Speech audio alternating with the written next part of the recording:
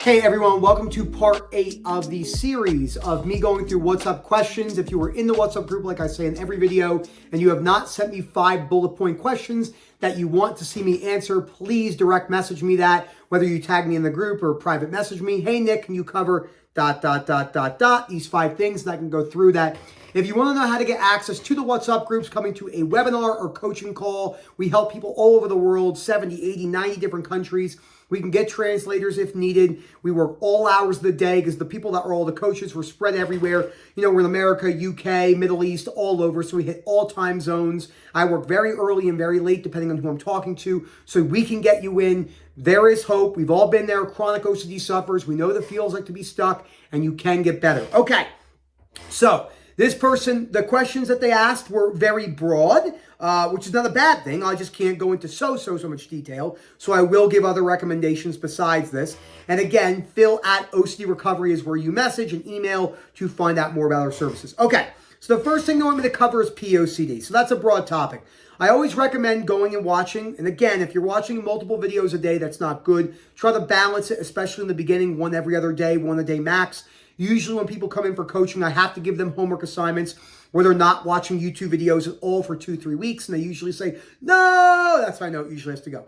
So POCD, Sam Williams' videos on the channel are incredible. So are Jade, so are Gemma's, etc. So the first thing to cover with POCD is that no one will understand it. So if you're expecting loved ones to understand it, the only thing they're really going to do is maybe reassure you or be like, that's odd.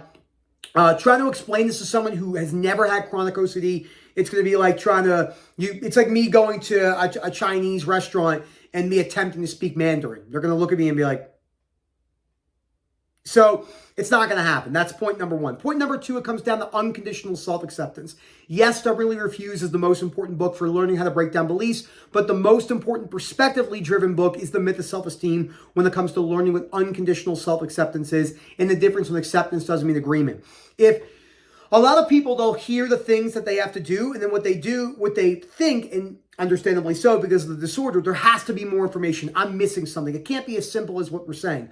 OCD recovery isn't rocket science, but it's going to take much more work and effort than needed, which goes into part 2, which is accepting worst case scenarios. So acceptance doesn't mean agreement, but acceptance of, even if I had the brain structure that was capable for POCD or harm or self-harm, we were losing control, I would have to accept that reality while trying my best to contain the urges and not act out on that throughout the rest of my life.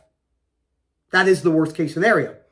This idea of like people being one thing, right? We hear this, you're a good or bad person. You're a baseball player. You can't be anything. The human condition is way too complex to be a singular thing.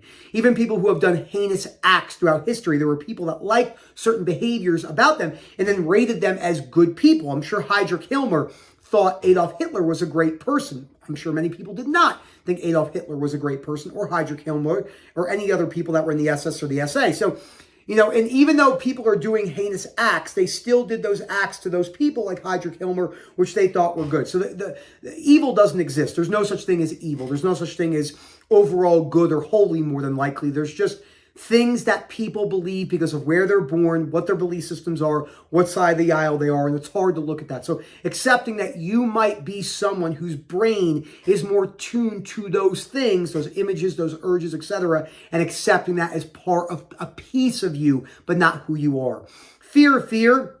Again, these are very broad questions. They're good things to cover, but it's too much to just go into the specifics. So fear is really, there's a lot of things, but I use the 3, fear of being stuck forever, fear of getting worse, fear of going backwards or developing something new, etc. A lot of, oh my God, I've been feeling good for a while, now I'm going back to how I used to feel.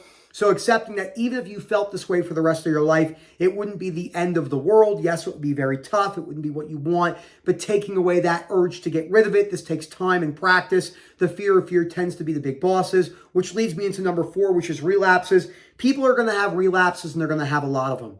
I've never been an OCD and anxiety sufferer that didn't have tons of relapses and backdoor spikes. What you really call them doesn't matter. What does matter is OCD has no rules, and it can do whatever it pleases. So some of your best days can be followed by your worst days and vice versa. Sorry, I just hit the thing right there. I had periods where I felt good for 12 months, and then my OCD came back for a year.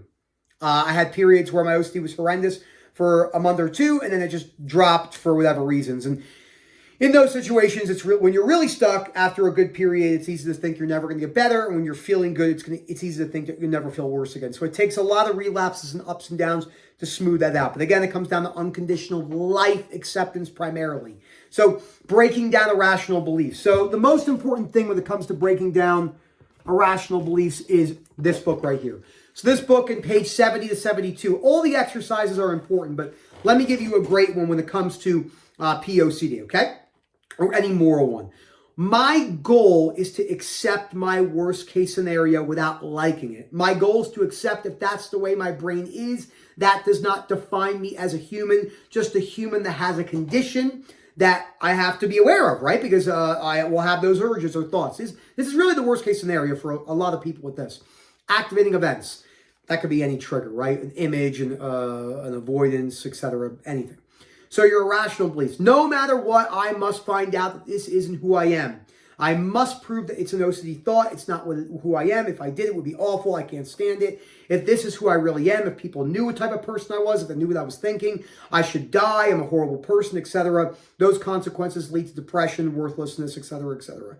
So here's another one for me. My goal. My goal is to accept that I can work out and do the things I want to do, but I never need to look a certain way, and that my body does not define me as an overall good and or bad person. Activating events when you're bloated, when you're feeling fat, when you miss a workout. This is severe body dysmorphia, which is what I had.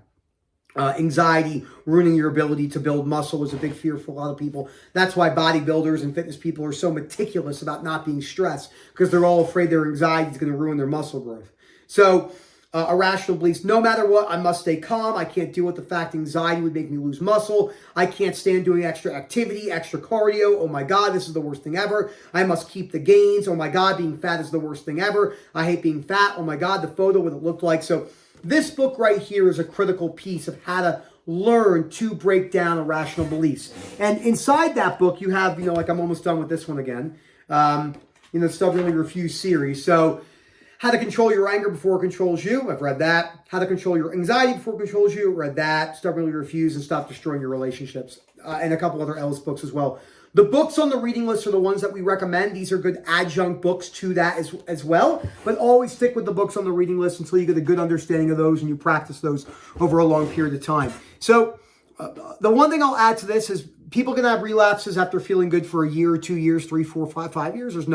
I have people that usually are coming back in after 2, 3 years, and it's hard to put the work in. It's difficult. We understand. We've been there. Worst case scenarios usually take quite a long time to accept, with many ups and downs. The fear of being stuck forever is a massive one for a lot of people. So I hope you enjoyed this video. If you are sending me questions, try and make them not as broad. Again, the YouTube channel is a great resource. We have 3,000 videos, etc. The Facebook group. Hope to hear from you soon. Phil at OCDrecovery.com. Thank you for everything. Hope to see you soon. Have a good one, everyone.